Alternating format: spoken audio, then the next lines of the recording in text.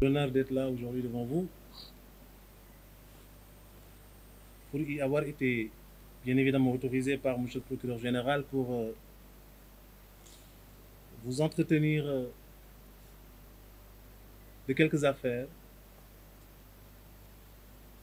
qui ont été initiées à la suite du rapport qui, bien évidemment, est à la portée de tout le monde.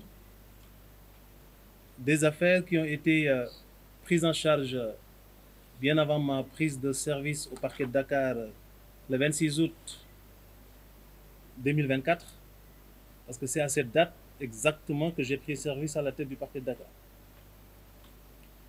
À mon arrivée à la tête de ce parquet,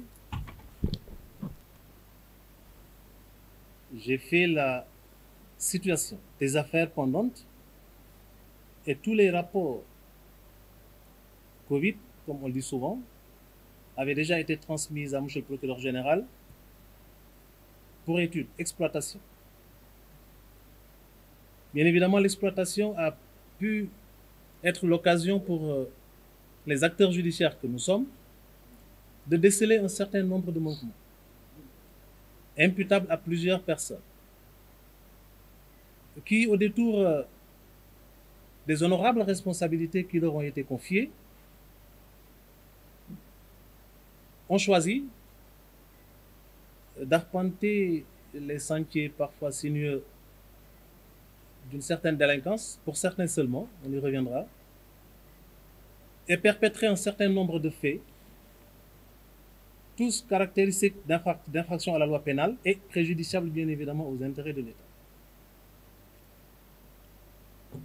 Ces rapports nous ont été transmis juste la semaine dernière.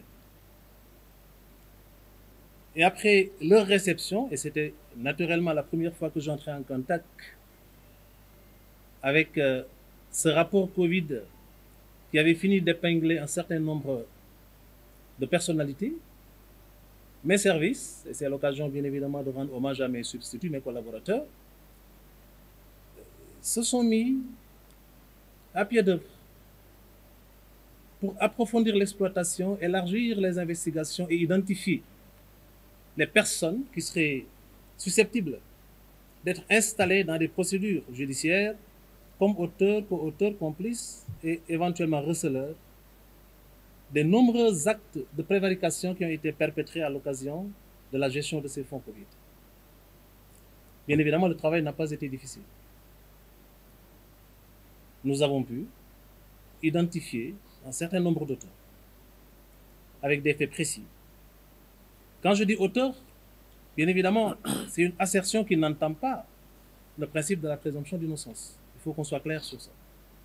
Nous sommes à un niveau de responsabilité qui nous oblige, en tant qu'acteurs judiciaires chargés des poursuites, d'identifier et de déceler dans les différentes procédures qu'on nous confie les indices, les présomptions, parfois les charges susceptibles d'asseoir une infraction pour qu'on puisse envisager, bien évidemment, d'étoffer cette procédure-là en allant vers les poursuites.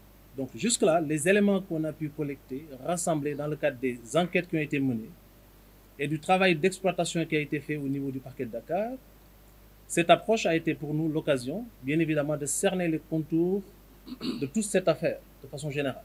De sorte que nous avions décidé, bien évidemment, d'activer les leviers de la justice répressive en allant directement vers l'officier de police judiciaire pour solliciter, bien évidemment, ce sont des instructions, mais en tant que collaborateur naturel du parquet, solliciter son implication efficace, ce qui a été le cas, et également c'est l'occasion de rendre hommage à nos collaborateurs officiers de police judiciaire de tout le ressort du parquet de Dakar, mais particulièrement pour cette affaire, les officiers de police judiciaire de la division des investigations criminelles. Instruction leur a été donc donnée de procéder aux arrestations et aux conduites qui, naturellement, étaient justifiées par l'existence de charges probantes décelées dans les différents rapports qui nous ont été confiés. Ce travail a été fait avec beaucoup d'efficacité, de sorte que, depuis hier, les arrestations se multiplient, des conduites au parquet sont constatées et des informations judiciaires sont ouvertes et confiées aux différents juges d'instruction du tribunal de grande instance en place de Dakar. Pour les 8 rapports reçus par le parquet de Dakar et concernant le ministère des Mines et de la Géologie, le ministère de la Culture et de la Communication, le ministère de la Jeunesse, le ministère des Sports, le ministère de la Santé, le ministère de la Femme, de la Famille, du Genre et de la Protection des enfants, de l'enfance, le ministère du Développement industriel et des PMI et le ministère du Développement communautaire, des arrestations ont été ordonnées et exécutées. Hier, la division des investigations criminelles nous a présenté 20 personnes. Ce matin, nous en avons reçu 7. Une garde à vue est actuellement en cours d'exécution au niveau de cette même unité d'enquête. Pour les 20 personnes conduites au parquet hier et les 7 de ce matin, nous ne sommes pas, bien évidemment, dans une approche de prédation. Il faudrait qu'on soit clair. L'objectif d'un parquet crédible et efficace, c'est de prendre en charge le phénomène criminel dans toute son envergure, en faisant en sorte que le trouble que la commission des faits criminels ou délictuels a pu causer à l'ordre public cesse. Bien évidemment, ce premier objectif est nécessairement rattachable à un autre qui est celui du reclassement social de l'auteur, mais surtout de la réparation du préjudice. De sorte que la réglementation sénégalaise, en matière de prise en charge du phénomène de la délinquance économique et financière, prévoit et parfois même met la priorité à la suite de l'accaparement de deniers privés ou publics sur l'objectif de recouvrement. Et c'est dans cette optique que les personnes arrêtées, conduites au parquet et confiées aux différents juges d'instruction du TGI hors classe de Dakar ont spontanément, volontairement proposé de cautionner. Je précise à ce niveau que, en matière de détournement ou d'escroquerie portant sur les deniers publics, le Code de procédure pénale sénégalais, pour ceux qui ne le savent pas, dispose que l'octroi ou le refus de la mesure de clémence de la liberté provisoire est assujetti à l'obligation préalable de rembourser intégralement les sommes qui font l'objet du détournement ou de procéder à leur cautionnement ou alors de faire valoir des contestations sérieuses. Si on ne parvient pas par ailleurs à faire établir un état de santé assez défaillant qui serait incompatible avec un maintien en milieu carcéral, même hospitalier. Pour donc pouvoir prétendre être apte à bénéficier de la mesure de la liberté provisoire, les différentes personnes conduites au parquet, confiées aux différents juges d'instruction, ont offert de cautionner. Ainsi, nous avons pu, entre hier et aujourd'hui, enregistrer des propositions de cautionnement, effectivement exécuter ces propositions, portant sur la somme de 258 448 233 francs CFA. Des inculpations sont en cours. Les personnes concernées devant le juge d'instruction bénéficient de cette même possibilité d'offrir ce cautionnement. Des gardes à vue également, et les personnes concernées conduites au parquet auront la même possibilité, de sorte que ce montant, provisoirement arrêté, pourrait évoluer. L'objectif, ce n'est pas, je l'ai dit, je le répète, de nous transformer en prédateurs. Nous ne sommes pas. Nous ne sommes pas des agents de recouvrement, nous sommes des autorités judiciaires.